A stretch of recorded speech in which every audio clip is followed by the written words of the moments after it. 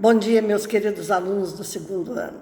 É um prazer estar de volta aqui com vocês, certo? Esse ano vai ser diferente, tá certo? Para os alunos que ainda não me conhecem, meu nome é Maria Rocha. Nós vamos trabalhar física de acordo com os estudos tutorados. E esse ano, a devolutiva dos PETs vai ser todo bimestre. Então, estejam muito atentos, gente, a essa devolutiva, fazer as atividades em dia, certo? Porque a gente não quer deixar ninguém para trás. E desejo bons estudos para vocês, que Deus nos abençoe, que uma hora tudo isso aí vai passar e a gente possa estar na sala de aula novamente. Bom, iniciando os nossos estudos, vocês já devem ter o PET aí, o baixado PET, né? Dos estudos tutorados. Então, tá aqui semana 1, eu vou tirar foto para vocês. Semana 1 do segundo ano do ensino médio. Tem início na página 63, tá certo? Tem início na página 63 e hoje nós vamos começar aí as leis de Newton. No primeiro ano a gente viu alguma coisa aí das leis de Newton, mas agora a gente vai aprofundar mais as leis de Newton. Bom, primeiro, gente, a primeira lei de Newton fala do princípio da inércia. O que quer dizer esse princípio da inércia? Olha, a tendência dos corpos que está em repouso é permanecer em repouso. A tendência dos corpos que estão em movimento é permanecer em movimento, a não ser que haja sobre esse corpo uma força externa mudando esse seu estado de equilíbrio estático ou dinâmico. O que é o equilíbrio estático? Quando o corpo está parado. O que é o equilíbrio dinâmico? O corpo está em movimento com velocidade constante, livre da ação de forças, tá certo? Bom, então tá aqui o enunciado, ó. Primeira lei de Newton, princípio da inércia. Todo corpo em repouso tende a permanecer em repouso. Ou todo corpo em movimento retilíneo uniforme tende a permanecer em movimento retilíneo uniforme, a não ser que uma força atue sobre ele, mudando esta situação, tá certo? Então, olha, fora da ação de forças externas, o corpo que está em movimento em retilíneo uniforme tende a permanecer em movimento retilíneo uniforme. O corpo que está em repouso tende a permanecer em repouso. Olha, essa lei de Newton foi muito importante, certo? Começou lá com Galileu Galilei, mas ele não teve tempo de comprovar que Galileu Galilei falava que se colocasse uma bolinha numa superfície perfeitamente lisa, com velocidade, ela não tivesse ação de forças, ela ficaria em movimento perpétuo. Mas essa hipótese de Galileu, ela é difícil de ser comprovada, ele não teve como comprovar. Por quê? Olha, tem ação de forças externas. Por exemplo, eu posso ter aqui uma superfície perfeitamente lisa. Tipo, um patinador na superfície do gelo. Superfície perfeitamente lisa. Se eu der um impulso no patinador ali, ele vai ficar em movimento perpétuo, certo? Se não tiver ação de outras forças. Mas na Terra tem o campo gravitacional que atua, tem o atrito do ar. Então nós temos a força gravitacional, temos o atrito com o ar, tá certo? E que isso são características do meio que vão influenciar no movimento. Então, para comprovar um movimento perpétuo como esse, teria que ser num laboratório, num vácuo, que aí a gente ia ter essa comprovação.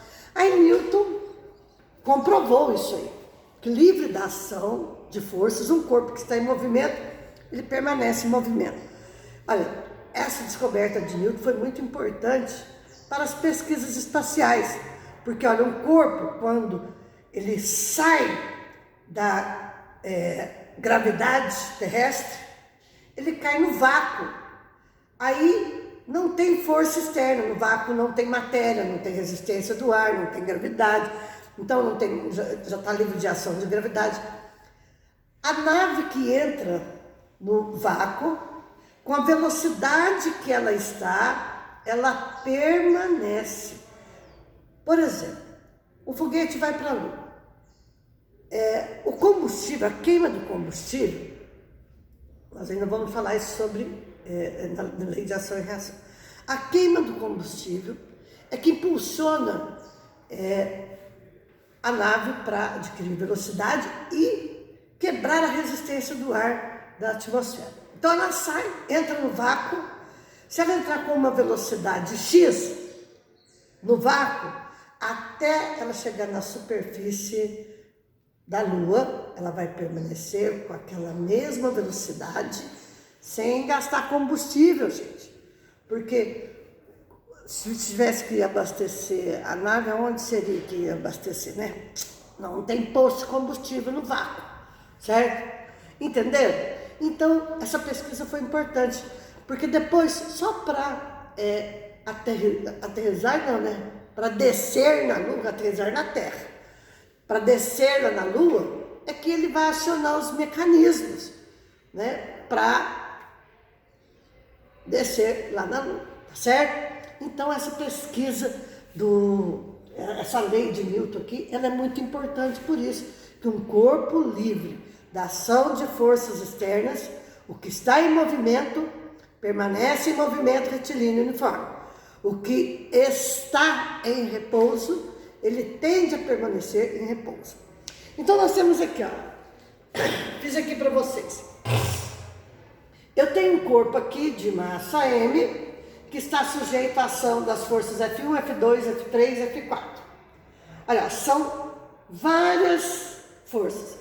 A força resultante aqui, a somatória dessas forças, né, de F1 mais F2 mais F3 mais F4, ela é igual a zero, certo? Olha, isso aqui, soma vetorial, a gente já sabe que a soma vetorial depende da direção e do sentido. Aqui, ó, F1 tá para a direita, F3 está para a esquerda, F1 anula F3, F2 anula F4. Então a somatória dessas forças, a somatória dessas forças é igual a zero.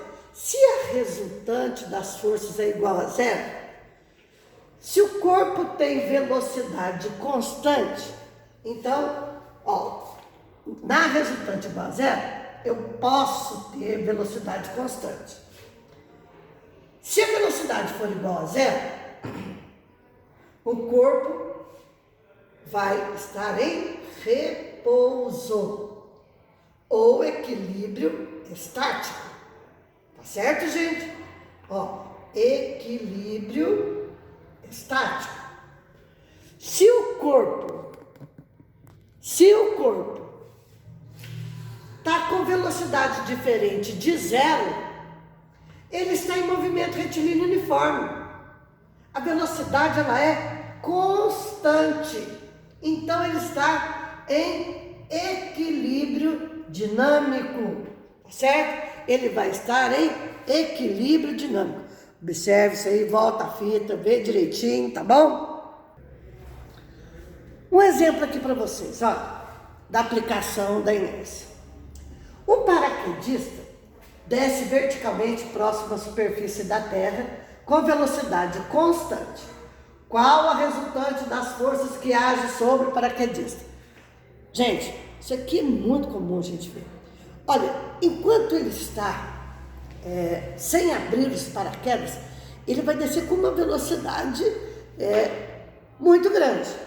Mas quando o paraquedista aciona os paraquedas, ó, meus desenhos são fabulosos, viu, gente?